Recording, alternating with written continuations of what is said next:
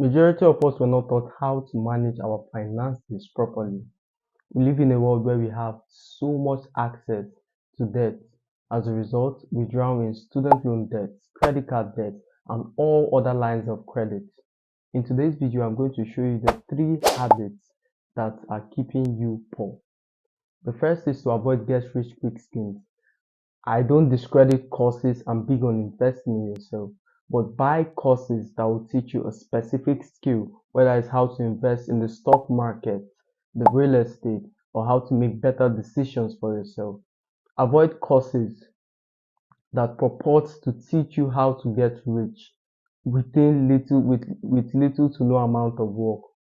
The only person that system benefits are the creators of those systems.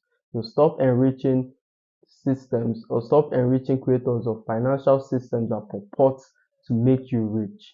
You are effectively gambling and expecting the universe to pour this magical money on you. It's like winning the lottery. When you go out and buy a pocket ball ticket, you have 1 in 295 million chances of winning the lottery. Well, Ifani, that means do I still have a chance? You are more likely to become the next president of the United States than to get rich of the lottery.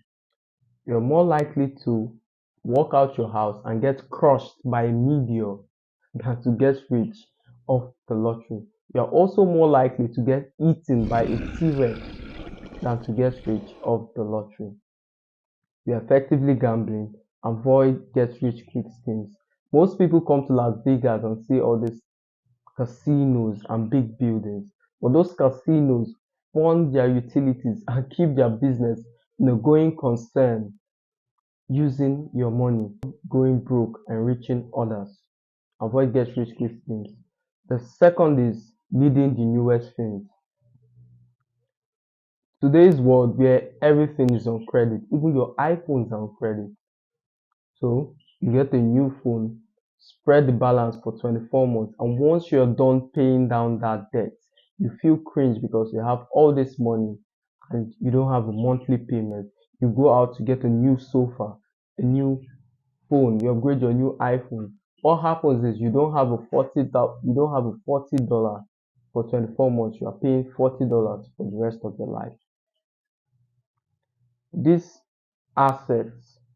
these are liabilities, not assets, because they are depreciating, and it's very likely for you to think that you are being financially smart because these debts are on a 0% APR.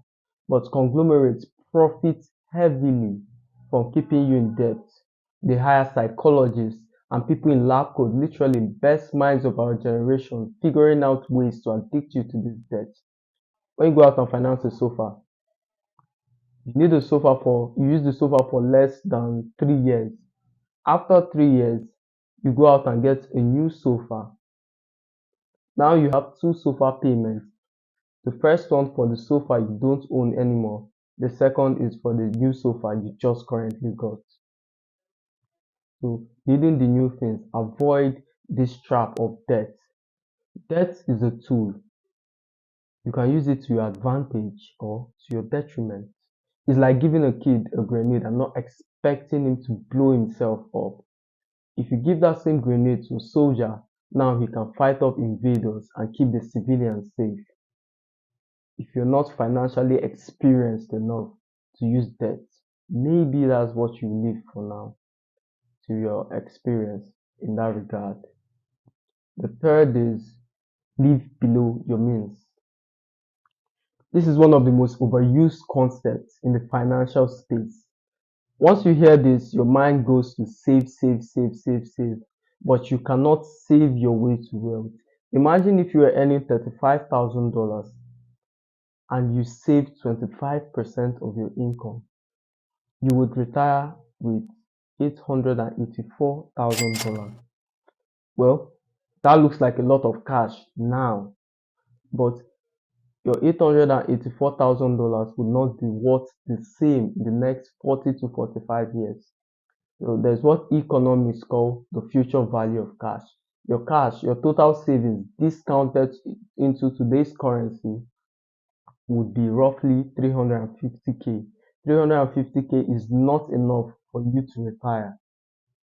Well, saving your money, you cannot outsave inflation because cost of prices are going to increase, cost of living, cost of shopping, cost of groceries, everything is going up except your savings. A dollar today is going to be worth less than a dollar tomorrow. We all know these concepts, all these things, but we might not understand the ins and outs and why it is so. So your savings are not going to make you wealthy. When someone hears something like this, the first reaction is to say, well, instead of saving 25%, I would save 30 or even 40. But there's only enough amount that you can pinch. You can't pinch pennies. There's a limit to what you can pinch out of that pie. Most people emphasize the expense column as opposed to the income column. Now, I promise to show you the other half of the concept. So don't just live below your means, live below your means and also seek to expand your means. On the left column, we have an income of $35,000 with 25% in saving. That is $9,000 in saving, I assume saving and investing. On the right column, we have a $350,000 income with the same rate as person A. Now you save $9,000 and leave off $250,000. I would argue that even though you are below your frugality percentage or you're within your frugality percentage, you would live, it's a lot easier to live below your means on 250 than it is over here. So don't just live below your means, seek to expand your means. Don't emphasize on the expense column alone. You cannot outsave inflation. Your savings are always going to be reduced by inflation. A clear example would be if this pen costs $1 and in the next 5 years I purchase this same pen for $10. What happened is I now paid more to get exposure to the same product. Nothing changed except the price. $1 million on a nominal value. You might think you have $1 million, and just because there are no direct deductions to your savings account, you might think $1 million is worth $1 million because on the nominal value you had no deductions. But from this example, you see the hidden tax. You see how your money is being corroded by inflation. So those are the 3 habits I believe if you implement intentionally, you will improve the overall quality of your finances. It's a pleasure. Like, subscribe. I'll see you in the next one.